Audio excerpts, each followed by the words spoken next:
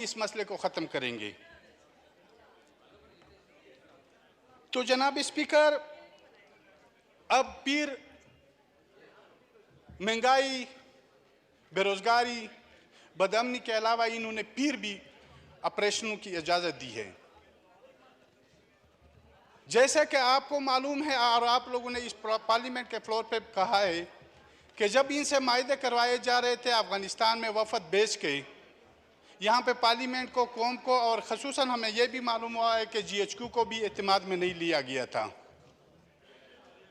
तो जनाब स्पीकर, हम एक ही ये मौक़िफ़ है हमारा कि सबसे पहले उन जर्नलों को गिरफ्तार किया जाए, उन जर्नलों को सज़ा दी जाए, वो इदारों के अंदर है या अभी रिटायर हो चुके हैं, या आम वो ब्यूरोक्रेट्स जो इनके साथ राब्ते में हैं या इनके फैसिलिटेट हैं या इनको जो इलाके में वापस लेके आए हैं।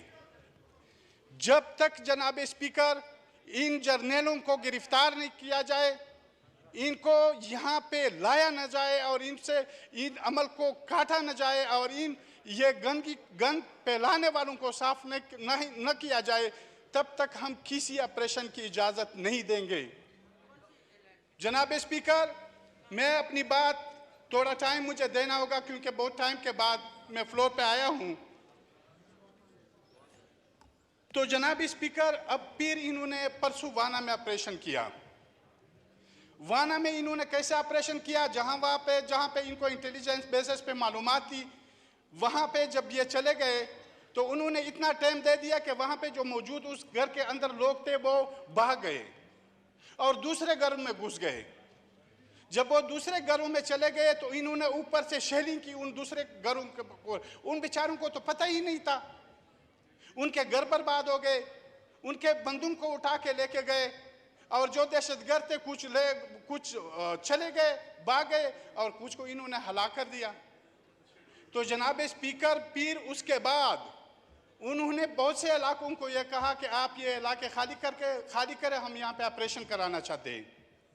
जब इलाका खाली होगा और आपके वहाँ पे पाले हुए लोग वो आपके लिए वहाँ पे ठहरेंगे, वहाँ पे रहेंगे, तो ये खौफ को एक सोचे समझे मंसूबे के तहत फैलाया जा रहा है। जनाब स्पीकर, मैं मौजूदा हुकूमत से यह अपील करूँगा, बल्कि दरख्वास्त करूँगा कि इस अमल को रोका जाए। जैसे मैंने पहले कहा कि उन लोगों को सजा दी जाए जो इसके जिम्मेदारान हैं, क्योंकि अब यह बात बहुत वाज़ेह हो चुकी है। ये लोग अब वजीरिस्तान से ज़्यादा पाकिस्तान के दूसरे सेटल एरियो में ज़्यादा आ चुके हैं और ख़ुसूसन ये सिंध की पट्टी तो इनसे बड़ी पड़ी है, दरियाई सिंध के कच्चे के इलाके इनसे बड़े पड़े हैं। तो जनाब स्पीकर, हम ये कहते हैं, आओ जो हमारा मौक़िफ़ भी है कि सबसे पहले उन जर्नलों के ख़िलाफ़ कार्रवाई की जाए जो रिटायर है या ज़र सर्विस है, जो इनके पीछे है, इनको लाए गए हैं, इनको ये इलाके हवाले किए गए और एक सोचे समझे मंसूबे के तहत इस खौफ को फैलाया जा रहा है। ठीक है, आपसे जी जनाब स्पीकर, एक मिनट, मैं यहाँ पे मैं दूसरी बात यह है कि यहाँ पे जब अफ़गानिस्तान में रिजीम चेंज हो गई, वहाँ पे अशरफ गनी की हुकूमत चली गई और तालिबान आ गए, तो यहाँ पे आपको पता है बहुत सी खुशियाँ, मिठाइयाँ, ग़ुलामी की जंजीरें, ये बातें की गई। जनाब स्पीकर, वहाँ डॉक्टर नजीब शहीद के साथ इस रियासत का मसला रहा, फिर उसके बाद जो मुजाहिदीन आ गए उनके साथ आपस की लड़ाई हो गई और शुमाली इत्तेहाद और इधर पश्तूनों का मसला हो गया, तो उसमें भी ये थे।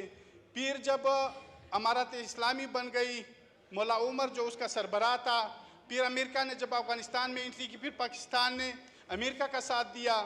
जनाब स्पीकर, उसके बाद जब अमेरिका इंटर हो गई, अशरफ करज़ई की हुकूमत आ गई, करज़ई हुकूमत के साथ यही मसला रहा। फिर उसके बाद अशरफ गनी की हुकूमत आ गई, उसके बाद भी यही मसला रहा, इख्तलाफ रहा।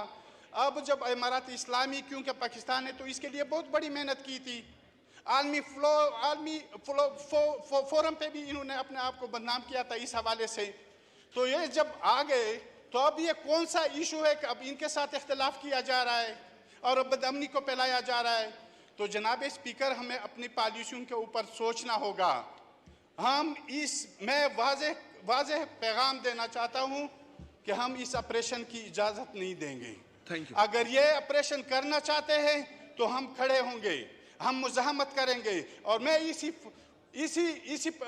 पार्लियामेंट के फ्लोर पे कहना चाहता हूँ कि अगर इसमें फिर इतनी ये दम है, ताकत है, तो फिर वो आ जाए, ऑपरेशन करे। Thank you. जनाब स्पीकर, ख्वाजा मोहम्मद आसिफ साहब। जी